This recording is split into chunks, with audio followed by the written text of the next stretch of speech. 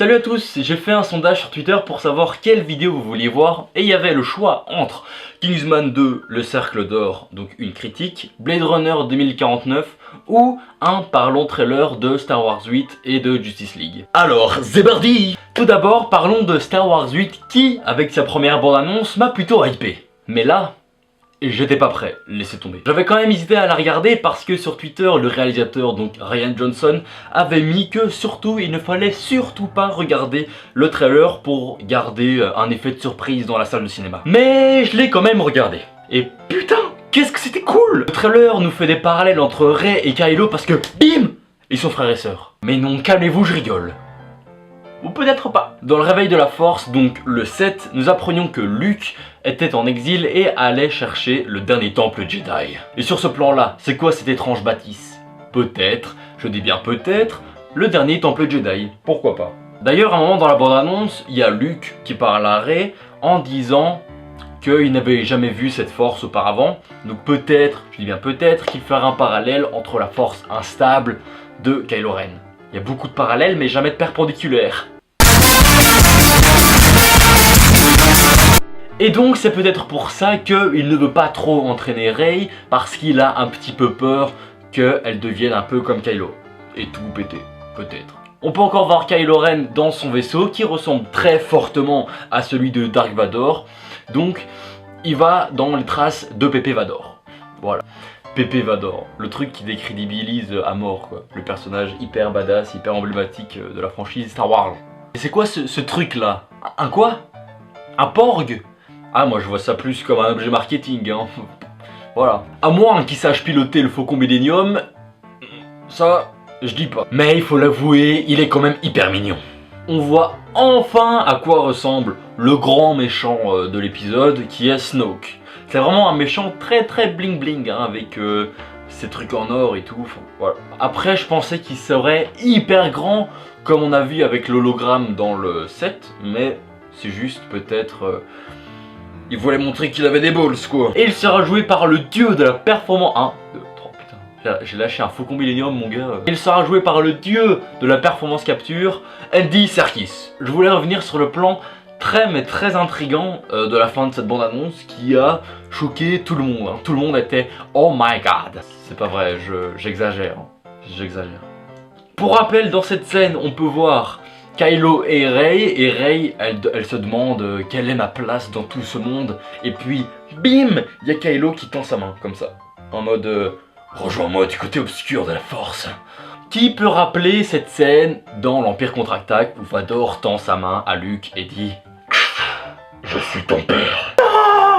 Après, ça peut être une ruse de Disney aussi, hein, parce que mélanger des plans, prendre cette scène où Rey dit je trouve pas ma place dans ce monde, et prendre une autre scène où Kylo tend sa main, les rajouter, et voilà, Internet est cassé. Mais je pense qu'ils avaient déjà fait ça auparavant, avec Rogue One, voilà, avec Rogue One. C'est des fourbes Disney, même avec Spider-Man, à la fin de la bande-annonce, quand on voyait Spider-Man qui était comme ça, et avec Iron Man qui était juste là, comme ça, voilà, je m'exprime super bien, calmez-vous. Cette scène était pas dans le film, mais Disney avait fait ça pour attirer le plus de monde en salle. Ah là là, Disney, tout pour l'argent. Ah oui aussi, je voulais revenir sur une théorie qui parle du Jedi gris. Pour rappel, le Jedi gris est une personne qui maîtrise le côté obscur de la force et le côté lumineux, mais ne tombe pas dans le côté obscur. Donc reste à la limite entre les deux. On peut peut-être en déduire que ce Jedi gris est peut-être Rey.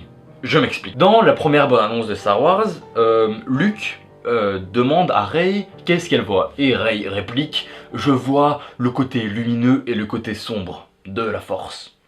Donc peut-être que ça c'est un petit indice par rapport à ça.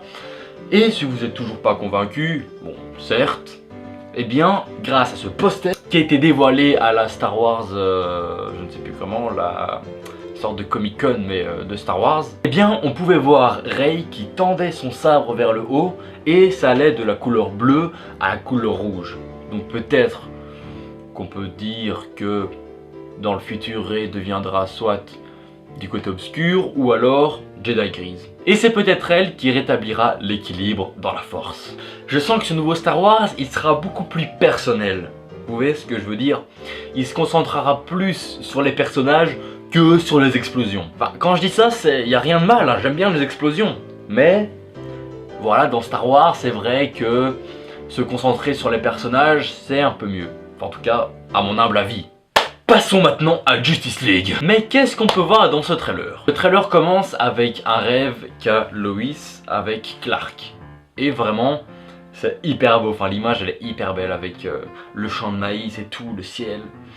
Trop beau. On peut aussi voir Steppenwolf, mais pas trop. On voit que la menace est présente, mais on le voit pas. Ce qui est très bien parce que on veut quand même en garder un peu pour la salle de cinéma. On sent quand même qu'il y aurait de l'humour dans ce film. Ouais, mais l'humour c'est Marvel, DC c'est sombre.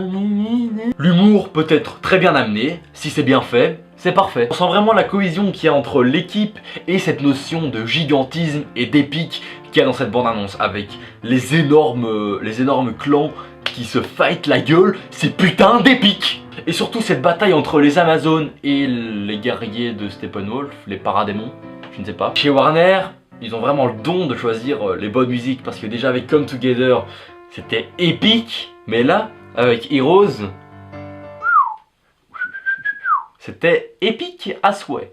J'arrête pas de dire épique. Et il y a une question que je me pose, mais je pense que je suis pas le seul à me la poser, c'est quel est cet hologramme que Bruce regarde? Parce que bon, certains diraient Superman parce que Bruce c'est un modèle qui veut suivre pour se rappeler de tout ce que Superman a fait. Mais je sais pas, ça a pas l'air d'être Superman puisque je sais pas, il a un sort de tatouage sur sa jambe et une botte, je sais pas, qui remonte. Enfin, en tout cas, ça n'a rien à voir avec le costume actuel de Superman. Donc, peut-être Supergirl, je pense pas. Mais bon, peut-être que si le film dure 2h30, 2h45, c'est peut-être possible d'introduire Supergirl, mais on veut quand même Green Lantern avant. N'hésitez pas à mettre toutes vos théories dans les commentaires. Mais j'ai quand même un petit problème avec cette bande-annonce, et surtout avec Cyborg. Je sais pas pourquoi, mais je sais pas, les effets spéciaux enfin de son armure, je sais pas, ça cloche un peu. Je sais pas pourquoi, mais je sais pas, peut-être qu'au cinéma ça rendra mieux ou ça sera un petit peu peaufiné. Mais voilà, je sais pas. Wait and see. Mais bon, c'est vrai que dans cette bande-annonce, il y a beaucoup, mais beaucoup d'effets spéciaux. Enfin, quand je dis effets spéciaux, c'est genre dans la grosse bataille avec les paradémons et tout. Enfin, c'est vraiment, je sais pas, peut-être que utiliser trop d'effets spéciaux, ça va un peu tout gâcher et faire plus de prises réelles. En tout cas, ce qui est sûr, c'est que j'ai vraiment très envie d'aller voir ce film. J'espère que la vidéo vous a plu. N'hésitez pas à mettre ce que vous avez pensé de la bande-annonce de Star Wars 8, de la bande-annonce de Justice League et de cette vidéo dans les commentaires. Vous pouvez éventuellement aimer ou ne pas aimer, faites comme vous voulez cette vidéo. Vous pouvez aussi la commenter, la partager, faites ce que vous voulez. Mais ce qui est sûr, c'est que la justice n'attend pas. Salut!